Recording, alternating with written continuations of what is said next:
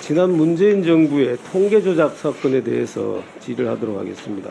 압수수색을 진행한 것으로 언론에 보도가 됐고, 오늘 아침 보도를 보니까 통계청 공무원들을 참고인 조사하는 걸로 지금 나와 있습니다. 자, 이제 국가의 통계는 기본적으로 이건 건드리면 안 되는 것이라고 생각합니다. 이 통계에 따라서 정책이 어떻게 가야 되는지가 결정돼야 되는데, 통계 조작 사건을 보면 거꾸로입니다. 위원님이 말한 그런 부분, 말씀하신 그런 부분까지 충분히 감안해서 감사원이 보낸 것으로 알고 있습니다. 검찰이 수사 과정에서 법과 절차에 따라서 철저하게 잘 수사할 거라고 생각합니다. 박형수 위원님 질의하시기 바랍니다. 예, 경북 영주 영양 봉화 울진의 박형수 의원입니다. 지난 문재인 정부의 통계 조작 사건에 대해서 질의를 하도록 하겠습니다.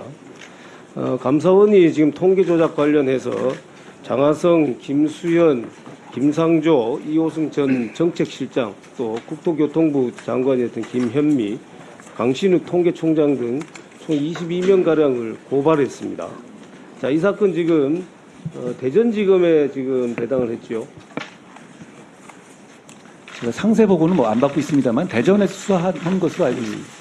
지금 압수수색을 진행한 것으로 언론에 보도가 됐고, 오늘 아침 보도를 보니까 통계청 공무원들을 참고인 조사하는 걸로 지금 나와 있습니다.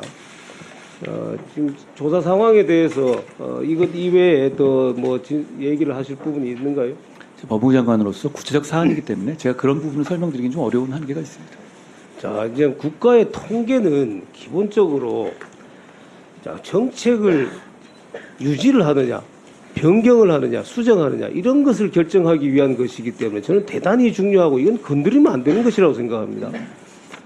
이 통계에 따라서 정책이 어떻게 가야 되는지가 결정돼야 되는데, 이번 이 지금 통계 조작 사건을 보면 거꾸로입니다. 목표를 정해놓고 정책을 정해놓고 거기에 맞춰서 통계를 지금 작성하고 있습니다. 그렇게 되면은 잘못된 정책이 계속해서 진행될 수밖에 없잖아요. 이렇게 되면 결국 어떻게 됐습니까? 국가 재정 파탄날 것이고 또 경제정책 전체가 지금 다 망가지는 이런 상황이 발생합니다.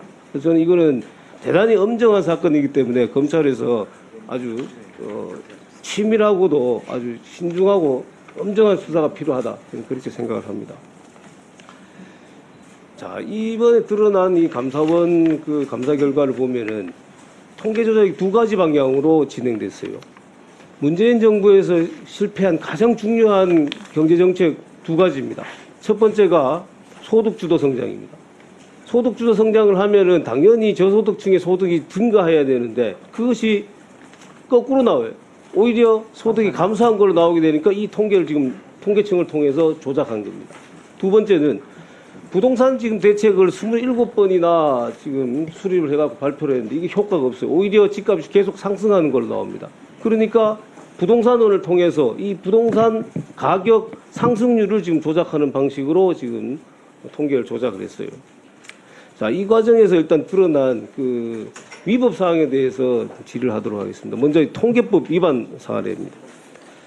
자, 문재인 정부 청와대가 출범한 이후부터 주 1회 원래는 확정치 통계, 작성된 후의 통계를 제공받도록 돼 있었어요. 그거를 주중치, 그러니까 작성 중인 통계를 보고하라고 지시를 했어요. 그리고 이게 4년 6개월 동안 계속해서 주중치 보고를 받습니다. 이거는 통계법 27조 2항에 정면을 위배되는 겁니다. 통계를 공표 전에 제공할 수 없다라고 돼 있어요. 그리고 공표 전에 변경할 목적으로 통계 종사자에게 영향력을 행사할 수 없다라고 되어 있습니다. 이걸 정면을 위반한 거예요. 그런데 문재인 정부 인사들은 그전 정부에도 다 통계를 제공받아 왔기 때문에 이거 아무 문제가 없다 이렇게 주장하고 있어요. 이거 말 된다고 생각하시는가요? 감사원에서 보낸 사안이기 때문에 검찰에서 법에 따라 공정하게 수사할 거라고 생각합니다. 자, 이게 그전 정부에서도 이걸 다 제공받아 왔기 때문에 문제가 안 된다. 이거는 왜 말이 안 되냐면은, 자, 27조의 2항이 이 통계법에 들어오게 된 것이 2016년입니다. 2016년에 김현미 국토부 장관이 의원되는 시절에 발의를 했어요, 이 법을. 그전에는 이걸 처벌한 통계 공표 전에 공표 전에 이걸 발표를 하거나 누설을 했을 때 처벌한 규정이 없었어요. 그러니까 그 전에 정부에서 제공받았던 거 아무 문제가 없는 거예요. 김현미 장관이 그러면 안 된다. 그래서 이 규정을 집어넣어 놓은 겁니다. 그러니까 이 규정이 위반되는 거는 2016년 이후에, 그러니까 문재인 정부에서 미리 받으면은 처벌되도록 이렇게 지금 법을 만들어 놓은 겁니다. 그래서 지금 그전 정부에서도 다 이 통계를 제공받아 왔기 때문에 문제가 안 된다고 하는 거는 법률이 언제 성립된지도 지금 모르고 하는 소리인 거예요. 자, 그리고 이 지금 27조 2항에는 공표 전에 통계를 제공할 수 있는 예외 사항들을 규정을 해놨어요. 통계를 조사를 위탁한 그 기관에 또 12시 이전에 공표한 날 이전 하루 전날 12시 이후에만 제공할 수 있도록 이렇게 돼 있어요. 그런데 지금 주중치를 계속해서 지금 제공을 받은 겁니다. 그 다음에 12시 이전에 작성된 통계 요거를 또 예외 조항으로 만들어 놨습니다. 그 이전에도 받을 수 있는 경우는 어떤 경우냐? 경제위기나 시장 불안 등으로 관계기관 대응이 시급하다고 인정되는 경우, 이때는 사전에 제공받을 수 있도록 돼 있어요. 그런데 경제위기나 지금 시장 불안으로 시급하다고 인정되는 게 어떻게 4년 6개월 동안 계속해서 이게 경제위기고 시장 불안해서 계속 제공받을 수 있다는 겁니다. 이거는 이렇게 해석한다 그러면은 이 규정을 만든 의미 자체가 없어지는 거예요. 장관은 여기에 대해서 어떻게 생각하시는가요? 의원님 말씀 잘 들었고요. 어차피 현재 진행 중인 사안에 대한 것이기 때문에요. 검찰이 투명하고 객관적으로 잘 수사할 거라고 생각합니다. 자, 한 가지 더 얘기를 하겠습니다. 2018년에 소득 5분위 배율이 발표가 됐어요.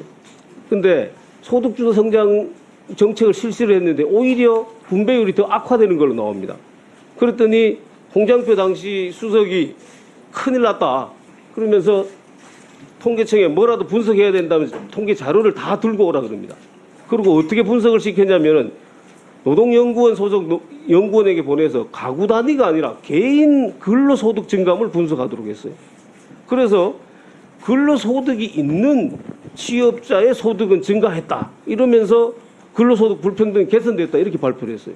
이게 왜 이 말도 안 되는 거냐면은, 자, 최저임금을 급속하게 인상해가지고 가장 큰 문제가 뭐냐면은 실업자가 많이 생겼다는 거예요. 그런데 그 실업자는 빼버리고 취업한 사람의 소득만 분석해가지고 당연히 늘어나는 걸로 되잖아요. 완전히 눈 가리고 아무 하는 거예요.